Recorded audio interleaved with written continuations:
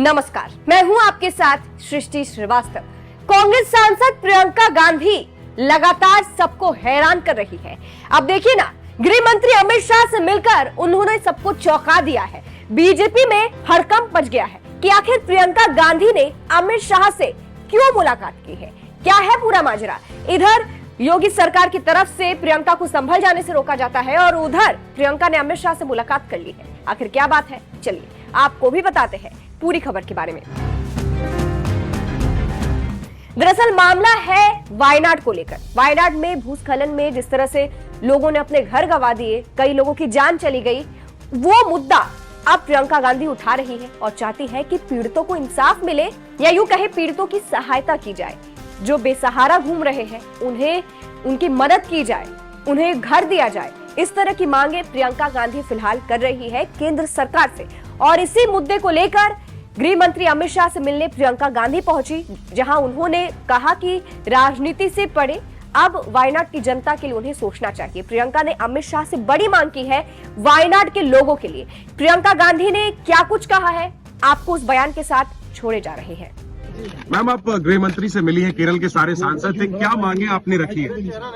देखिए, हमने जो वहाँ की स्थिति है उससे अवगत किया है, उन्हें बताया है कि वहाँ पे किस तरह से जो हुआ, क्या क्या हुआ है और किस तरह से लोग पूरी तरह से बर्बाद हो गए, क्योंकि जो नदी है उसकी धारा ही बदल गई, तो पूरा पहाड़ चले गया उसके साथ। तो यहाँ तक कि एक फोकस्ड एरिया में है नेचुरल डिजास्टर, लेकिन उसका जो इफेक्ट है बहुत ही ज्यादा है और लोग पूरी तरह से, उनके पास कोई सपोर्ट सिस्टम नहीं बचा।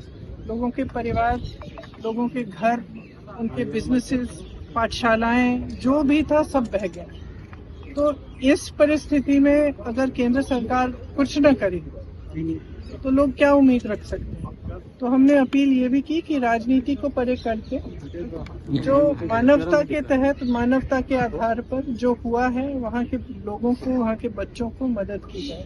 मैंने ये भी जिक्र की कि मोदी जी गए थे और वो मिले पीड़ितों से, और जब मैं उन पीड़ितों से मिली, उनकी एक उम्मीद थी कि प्रधानमंत्री जी आए हैं, कुछ मदद मिलेगी, और अभी तक कुछ मदद नहीं मिली है। ये दुख की बात है और मैंने सिर्फ ये अपील किया है कि राजनीति को परे करते हुए जितनी मदद कर पाए करें। क्या भरोसा दिया? मैम, होम मिनिस्टर ने क्या आश्वासन दिया और आप लोगों ने प्रधानमंत्री से मिलने का समय मांगा था, क्या आगे पीएम से भी मिलेंगे? We have given representations to the Prime Minister also, Home Minister also. The devastation that has happened in that area is complete. It is a small area in which whatever was in the way of the river, when the river changed course, it has taken away. So it is not just a question of people losing one member of a family or maybe some part of their home or some part of their life. The people who are affected have lost absolutely everything. There are people who have lost every member of their family, young children. They have no support system. And in such circumstances, if the center cannot step up, then it sends a very bad message to the entire country actually. And especially to the victims. The Prime Minister visited, he met the victims. I personally spoke to them, and even after he met them, they expressed that now he has come, maybe we will get some relief from the center. 4 months have passed and that relief has not been forthcoming. So I have appealed to the Home Minister and he's listened to us very kindly. I have appealed to him that we rise above politics and truly recognize the pain and the suffering that these people have gone through. Because the suffering is immense. As I said, there are children who have lost every single member of their family.